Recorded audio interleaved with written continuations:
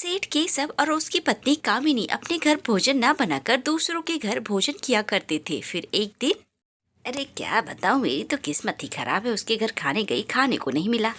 ठीक है, जाने दो। मैं आनंद के घर से खीर लेकर आया हूँ, खा लो तुम। इतने में उसके घर एक चुड़ैल प्रकट होती है और कहती है, मुझे बहुत भूख लगी है, मुझे कुछ खाने को दो। जितना पैसा मांगोगी मैं उतना दूंगी, लेकिन मेरी भूख मिटाओ, नहीं तो मैं तुम दोनों को खा जाऊंगी। चुड़ैल की बातें सुनकर डर के मारे दोनों खाना बनाकर उसे खाना खिलाने लगते हैं। लेकिन चुड़ैल का तो पेट भरता ही नहीं। वो बार बार खाना बनाती है और चुड़ैल खाते जाती है। वो 5 साल का खाना एक बार में ही खा गई थी।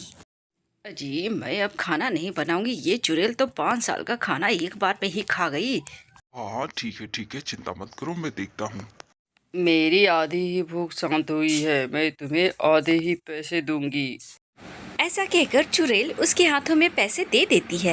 उसे इतने सारे पैसे देखकर लालच आता है तो वो कहता है, ए चुड़ैल, तुम में ही रुक जाओ। मैं तुम्हें भर पेट भोजन करवा के उसके बाद पूरे पैसे लेकर ही तुम्हें विदा करूंगा।